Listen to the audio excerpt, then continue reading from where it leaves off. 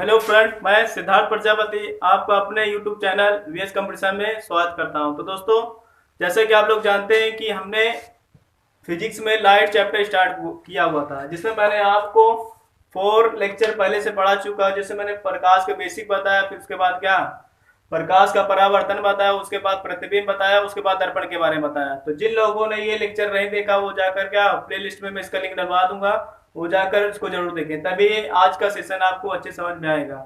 और जो लोग इस चैनल पे नए होंगे, चैनल को सब्सक्राइब करके बेल आइकन को प्रेस कर दें, ताकि इस तरह के वीडियो का नोटिफिकेशन आप तक सबसे पहले पहुंचता रहे। तो दोस्तों, आज हम एक नया टॉपिक लेंगे, इसमें खगोलीय दर्पणों से संबंधित कुछ परिभाषाएं। तो दोस्तों, इसका यूज होता है, इसका यूज क्यों होता है? अगर ये चीजें जैसे मान लेते हैं, वक्रता केंद्र आता है, फोकस आता है, ध्रुव आता है, और वक्रता त्रिज्या, फोकस, दूरी आता है। यदि ये चीजें हमको नहीं पता होगा तो जब हमको प्रतिबिंब खींचने की बारी आएगी, कभी कभी एग्जाम में पूछ लेता है प्रतिबिंब खींचने के बारे में, तो वो चीजें वहां पे हम नहीं कर पाएंगे। तो ये क्या होता है, वो चीज सीखने से पहले हमको ये चीजें क्या आनी चाहिए, अच्छी तरह समझ में आनी है, तभी वो हम प्रतिबिंब का खींचना अच्छे से कर पाएंगे। तो आइए देखते हैं इसमें वन बाय वन मैं बताता चलूंगा। दोस्तों, आप क्या करिएगा, मैं लिखूंगा नहीं, आप क्या, मैं बताता चलूंगा, आप क्या करिएगा, रफ पे निकाल के लिखने की कोशिश करिएगा और ध्यान से वीडियो को सुनिएगा। तो देखते हैं पहला, इसमें पहला पॉइंट। तो पहला पॉइंट इसमें पढ़ते हैं, जैसे वक्रता त्रिज्या, सॉरी वक्रता केंद्र, वक्रता केंद्र, और वक्रता केंद्र को कैपिटल सी से लिखा जाता है दोस्तों। तो ये वक्रता केंद्र होता क्या है? तो दोस्तों एकदम बहुत ही नॉर्मल, तो हमने देखिए एक मिरर बना लेते हैं और M2 और M1 मान लेते हैं, और बाहर तरफ से कलाई की होती तो कौन सा दर्पण होता है? वो अवतल दर्पण होता है, अवतल दर्पण। और अंदर से कलाई की होती तो क्या होता है? उत्तल दर्पण। और इसमें परावर्तन क्या होगा? दबे हुए तल से होता है। ये डिफिनेशन मैंने आपको बता दिया है। तो दोस्तों, इसी की परिभाषा, तो हमको किसकी परिभाषा पहले देखनी है? वक्रता केंद्र। तो देखिए, उस गोले का केंद्र, उस गोले का, सीधी बात ये वक्र टाइप का बना हुआ है कि नहीं। तो अगर कोई चीज वक्र अगर किसी पार्ट से हम निकाल रहे हैं तो क्या होगा? गोले का हिस्सा ही होगा। तो उस गोले का केंद्र, जिसका कि एक भाग क्या होता है? दर्पण होता है। कि मान लेते हैं अगर इसको हम ऐसे लाइनिंग खींचेंगे, यहाँ से यहाँ तक ऐसे मिलाएंगे, तो यही केंद्र बनेगा हमको। केंद्र से ही हम क्या करते हैं? गोले का निर्माण करते हैं या वृत्त का निर्माण करते हैं। तो सेम उसी टाइप से परिभाषा, उस गोले का केंद्र जिसका कि एक भाग क्या होता है? दर्पण। यानी गोला जो बना था, हम काट के दर्पण को निकाल लिए, तो उस गोले का केंद्र जिसका कि एक भाग क्या होता है? दर्पण होता है, वह उस दर्पण का वक्रता केंद्र कहलाता है। तो दोस्तों, आपको ये समझ में आया होगा। एक बार मैं फिर से रिपीट करता हूं कि उस गोले का केंद्र जिसका कि एक भाग क्या होता है? दर्पण होता है, दर्पण का क्या कहलाता है? वक्रता केंद्र कहलाता है। और दोस्तों, वक्रता केंद्र को हम किससे लिखते हैं? कैपिटल सी से लिखते हैं। आइए अब दूसरी परिभाषा इसमें देखते हैं, ध्रुव। और ध्रुव को इंग्लिश में क्या कहते हैं? पोल कहते हैं, और इसको लिखा जाता है कैपिटल पी से। तो ये भी मैंने आपको पहले ही बताया कि जब लाइट पढ़ रहे हैं तो लाइट जो होता है, प्रकाश, पूरे क्या होता है? फिगर पे डिपेंड होता है। अगर फिगर पे आप चीजें समझना स्टार्ट कर दिए तो प्रकाश में आपको कहीं से भी दिक्कत आने वाली नहीं है। तो आइए ध्रुव के बारे में देखते हैं, पोल। तो दर्पण है, दोस्तों दर्पण दिख रहा है, और दर्पण का जो मध्य बिंदु होता है, मध्य बिंदु वो चीज होता है जो किसी चीज को दो बराबर भाग में बांट दे। तो वही पॉइंट लेना है कि दर्पण का मध्य बिंदु दर्पण का क्या कहलाता है? ध्रुव कहलाता है। कि ये दर्पण बना दिए हम, और इसका जो मिड पॉइंट होगा, यही दर्पण का क्या होता है? ध्रुव कहलाता है। तो परिभाषा हमारी तैयार है। दर्पण का मध्य बिंदु दर्पण का क्या कहलाता है? ध्रुव कहलाता है। और इसको किससे लिखते हैं?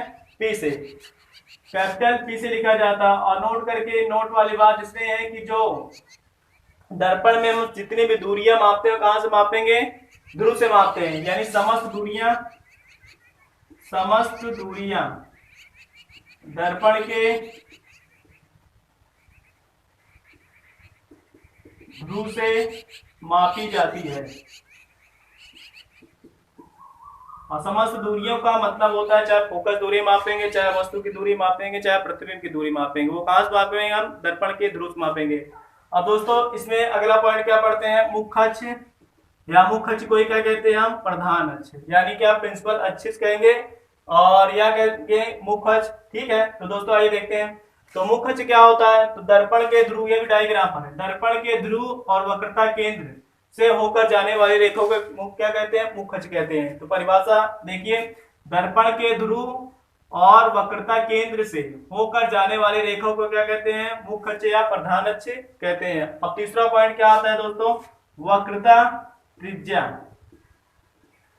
तो आप क्या करिए, मेरे साथ नोट डाउन करते चलिए, मैं बोल रहा हूँ, ये ऐसा ना हो कि सुने और आप क्या सुन के निकाल लीजिए कहां से, तो ऐसे नहीं करना है।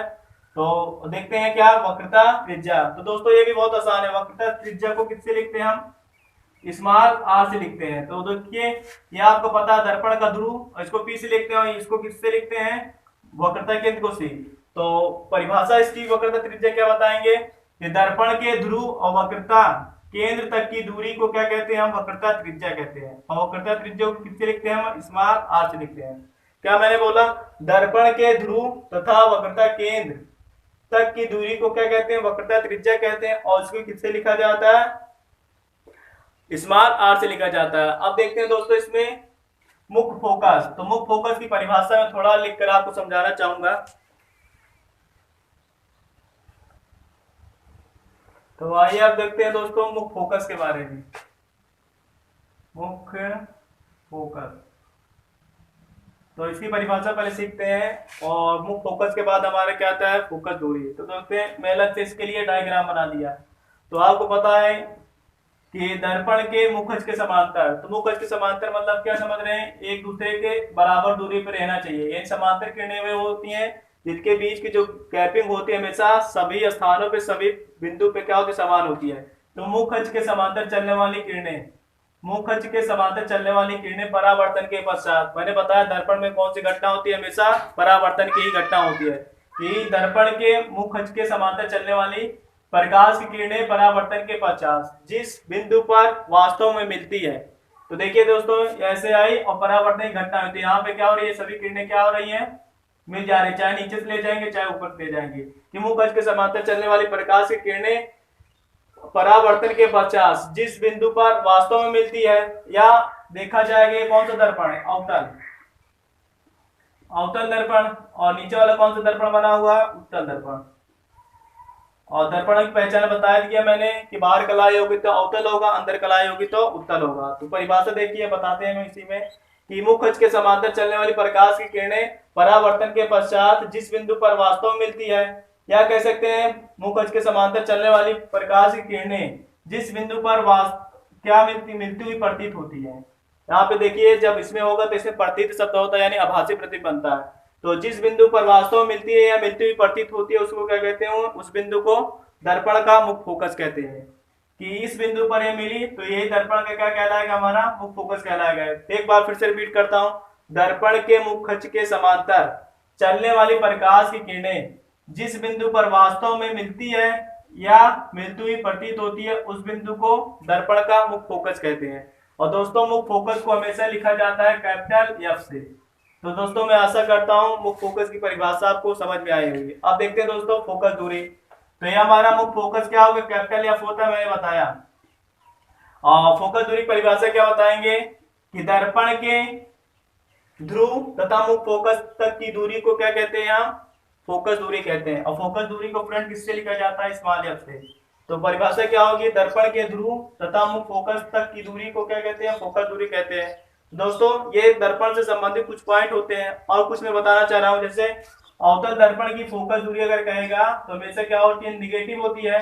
अवतल दर्पण की फोकस दूरी दोस्तों क्या होगी, हमेशा निगेटिव। और उत्तल दर्पण की फोकस दूरी क्या होती है, हमेशा पॉजिटिव। और ऐसा क्यों होता है, अभी हम क्या पढ़ेंगे, चिन्ह परिपाटी। तो चिन्ह परिपाटी जब बताएंगे तो क्या होगा, वहां पे मैं क्लियर कर दूंगा क्यों माइनस होता है और क्यों प्लस में होता है। आइए दोस्तों अब इसमें समझते हैं दर्पण का द्वारक।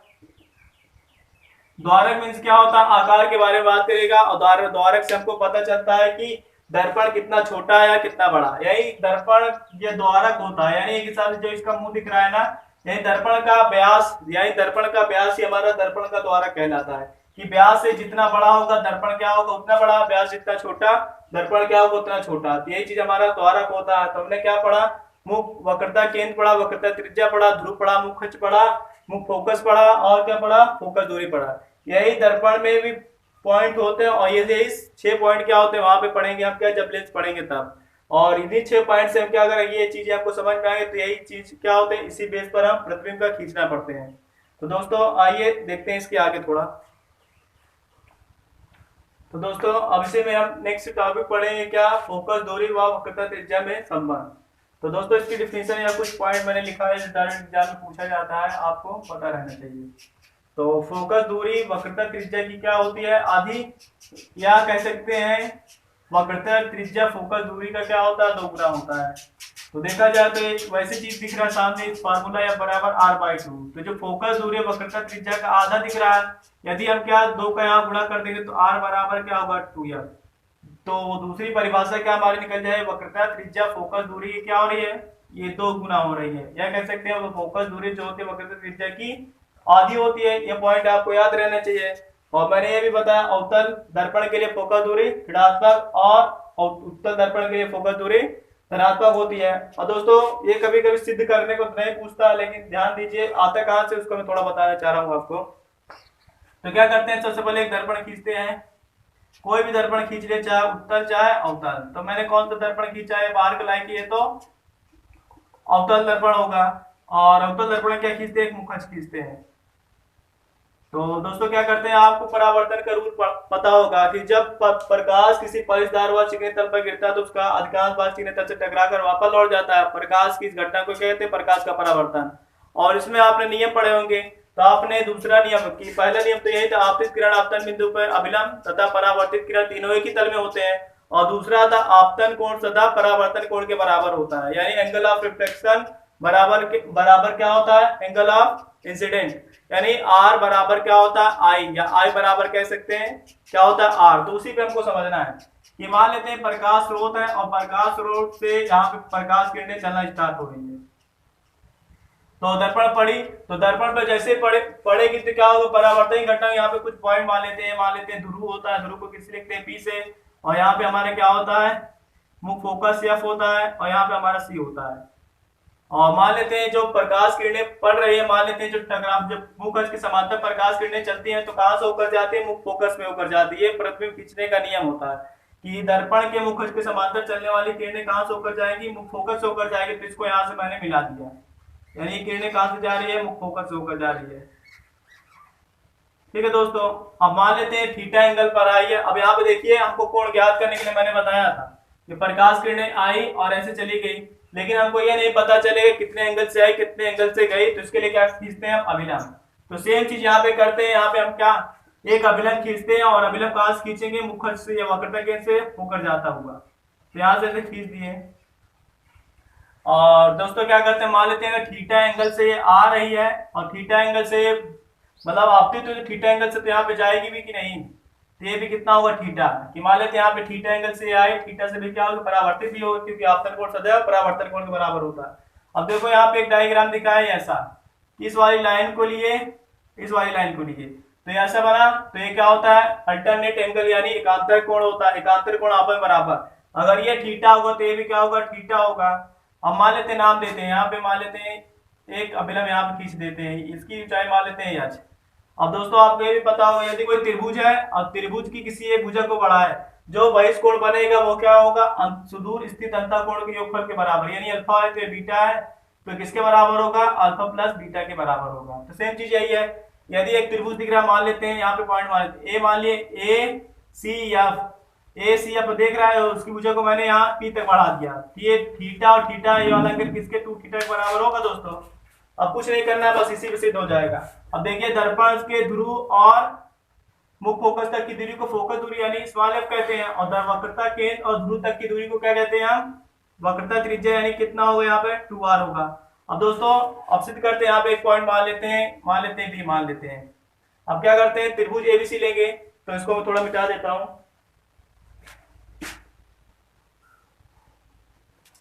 तो त्रिभुज ए बी सी में, त्रिभुज ए बी सी में तो क्या बनेगा, एच और बटे टोटल कितना आर है, तो लंब बटा आधार क्या बनता है, tan, तो tan थीटा बराबर एंगल यहाँ पे थीटा ही तो है ना, तो एच बटा कितना होगा आर। और मैंने बताया कि जब कोण अल्फ स्थिति में होता है तो उसके गुणांक जैसे साइन कॉस tan होता है, उसको हटा देते हैं, यानी थीटा से मतलब होगा। तो इसको हम लिख सकते हैं थीटा बराबर एच बटा आर, समीकरण नंबर 1। अब लेंगे त्रिभुज ए बी एफ में, ए बी एफ में तो क्या होगा tan 2 थीटा, और यहाँ पे एच बटा कितना होगा, स्मॉल एफ। और दोस्तों मैंने बताया कोण अल्प स्थिति में होगा तो क्या होगा 2 थीटा बराबर कितना एच बटा एफ, और समीकरण नंबर 2 मान लेते हैं और समीकरण 1 और 2 की क्या कराएंगे, तुलना। तो यह कह सकते हैं थीटा का मान समीकरण नंबर 2 में रखेंगे तो एच, सॉरी 2, और ये थीटे के स्थान पे कितना है, एच बटा कितना होगा आर, और ये एच बटे में कितना होगा एफ, और एच से एच क्या होगा, कट जाएगा। तो बचेगा दोस्तों हमारे कितना, 2 बटे में आर बराबर 1/f। अब भिन्न को पलट देंगे तो यह बराबर हमारे क्या होगा, r/2। तो देखते हैं दोस्तों हमारे ये डेरिवेशन सिद्ध हो गया। तो बहुत कठिन नहीं होता, पूछता हालांकि नहीं है, लेकिन कभी जब न्यूमेरिकल बनाएगा तो आपको हर चीज क्या आनी चाहिए, नहीं तो वही मान लेते हैं इससे घुमा के कहीं पूछ लिया या यही एंगल कभी ज्ञात करने को कह दिया, तो आप क्या वो स्थिति में दूरी केवल ज्ञात कर पाए, एंगल नहीं ज्ञात पाएंगे। इसलिए मैंने क्या आपको क्या पूरा विस्तार से बताया। तो दोस्तों मैं आशा करता हूं कि ये सेशन आपको अच्छे से समझ में आया होगा, और जिन लोगों को अगर ऐसा लग रहा है कि अभी भी कुछ डाउट है तो वीडियो क्या करेगा, 2-3 बार देखेंगे तो आपको क्या होगा, अच्छे समझ में आएगा। दोस्तों अभी इसमें हमको भी बचा हुआ रेखीय आवर्धन पढ़ेंगे, चेन परिपाटी पढ़ेंगे, और दर्पण से संबंधित क्या कुछ सूत्र है, उसके बाद दर्पणों का उपयोग पढ़ेंगे। अभी मतलब देखा जाए 2-3 लेक्चर में इसमें बाकी है, तब जाकर हमारा क्या होगा, प्रकाश का परावर्तन पूरा अच्छी तरह से खत्म होगा। और खत्म होने के बाद मैंने जितने भी टॉपिक पढ़ाया कि 5 लेक्चर होंगे, तो पूरे लेक्चर का 2-3 वीडियो बनाऊंगा जिसमें आपको क्या एमसीक्यू पूरे हैं, क्योंकि आपको प्रैक्टिस करने के लिए कहीं अन्य किताब या अन्य प्लेटफॉर्म पे जाना ना पड़े। तो दोस्तों तब तक के लिए चैनल पर बने रहिए, और जो लोग चैनल पे नए होंगे चैनल को क्या करें, सब्सक्राइब करें, और वीडियो को लोगों तक शेयर करें। तब तक के लिए धन्यवाद।